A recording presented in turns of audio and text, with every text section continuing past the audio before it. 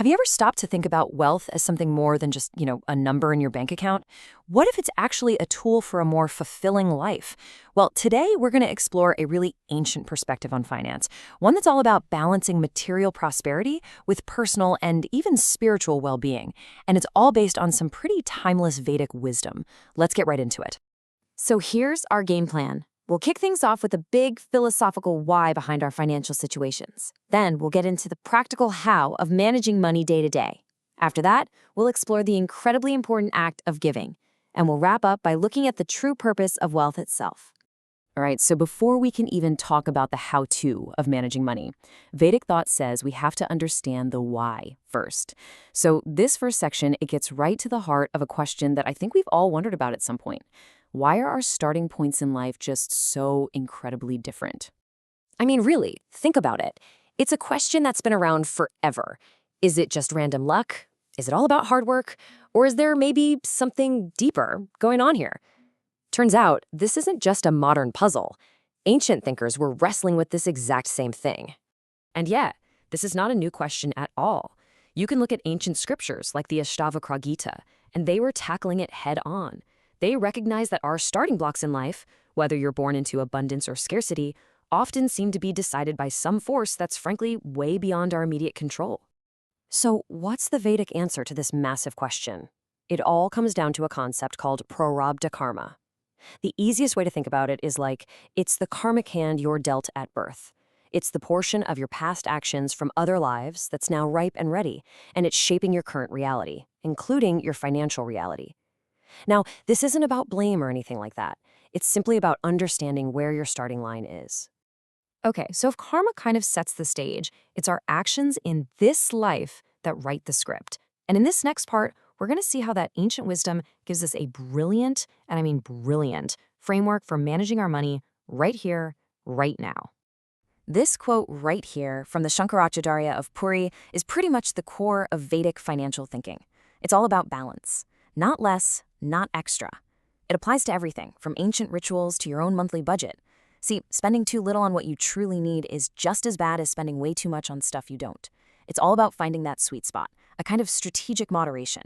And this is how you put that balance into action. It's so elegant. A Vedic budget is about purpose. First, your earning should be through Dharma, righteous, ethical means. Then, your spending covers Jivan, your actual needs for you and your family. Next, you save for Raksha, which means protection and growth for the future.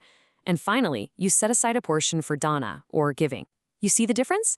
Modern rules, like say the 50-30-20 rule, they focus on percentages. This framework asks why you're spending in the first place. It's a much more holistic financial plan. Of course, a huge part of managing wealth is also protecting it from scams and bad deals. And what's amazing is that the ancient text on politics, the Artha Shastra, gave advice for spotting corrupt officials that works perfectly today for avoiding financial trouble. I mean, look at this. Does someone's lifestyle look way too flashy for their known income? Are they super vague about where their money comes from? You gotta trust your gut and always verify everything. This ancient wisdom is just timeless. Okay, so we've earned our money ethically, we've spent it wisely, and we've saved for the future. That brings us to our third section, which covers what Vedic thought sees as an absolutely vital use of wealth: giving. And this isn't just some optional feel-good extra. It's a central pillar of a truly prosperous life. And this is definitely not a new idea. You look at scriptures like the Garuda Purana, and they've been celebrating the glory of the Dharma of donation for centuries. It's seen as a duty, a privilege, and a path to purifying not only the giver, but their wealth too. Now, this is a really crucial point. Not all giving is created equal. The texts are super clear on this. The merit you get from a donation is directly linked to how worthy the recipient is.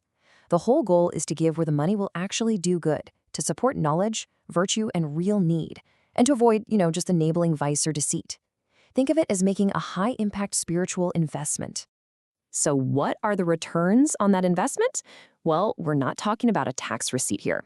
According to these principles, giving actually purifies your earnings. It generates positive karma for this life and the next, and it's a fundamental part of your own spiritual growth. It basically transforms wealth from just a material asset into a spiritual one. All right, for our final section, let's zoom all the way out. We've looked at the why behind wealth and the how to manage it. But what's it all for? What is the ultimate purpose of our wealth from a Vedic point of view? And let me tell you, the answer really challenges our modern obsession with just accumulating more and more. This line from the Bhagavad Gita, it's just so profound. It says that those who are kripona, which means miserly, the people who just hoard wealth and are only attached to what it can buy, they're trapped. They are living in a state of deficit, no matter how high their net worth is, because they're totally missing the true liberating purpose of their wealth. And the Yoga Vasishta uses this incredible metaphor. It says wealth is like a flash of lightning in the clouds. It's dazzling, it's powerful, for sure, but ultimately it's fleeting and totally unstable. Getting too attached to something so impermanent is seen as a root cause of suffering. Wealth is a tool we're meant to use, not a master we're meant to serve. So, we'll end with this question for you to really think about. The Vedic art of wealth isn't really about getting rich. It's about using the resources you have, both your karmic starting point and your efforts today, to live a balanced, purposeful, and spiritually rich life. Your balance sheet, it shows what you have. The real question is, what are you going to do with it?